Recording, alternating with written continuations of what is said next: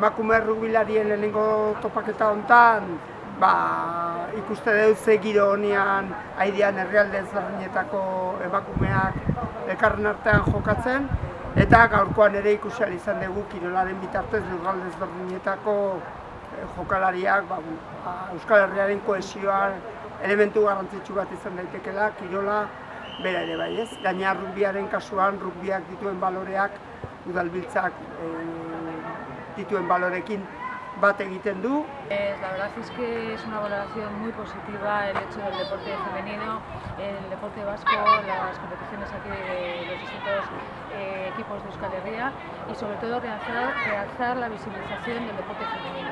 Eskerrak egun udalbiltzari halako torneoak antolatzea gaitik. Hemen ikusten dugu gauza positiboa bintza rugbirako, bate batetik emakumeak hemen daude, 5 herrialdeko emakumeak hemen daude, eta rugbiak jolazten. Elkar esaltzeko eta nolabait josteko tresna bat izan leiteke. Partidu torneo egitea ondo hau, hegoaldeko taldentzako, bai eta iparraldeko taldentzako, nesken rugbia fomentatzeko bai nahiko ondo hau, eta nivel polita da jolaztea. Oso ondo iruditzen zait, batez ere emakumeak ere emakumeen rugbia aurrera ematen laguntzen duelako, eta ere gustatu zitzaidan atxokoa Gasteizen egin zena, zen Gasteizko zentroan horrela rugbia ikusteko aukera dago. Horre zen emakumezkoa izan, guztiena izan zen, baina oso ondo iruditu zitzaidan. Niri errugbiak beti eman dit zerbait, eta horren beste omen aldi txikitsua oso pozik.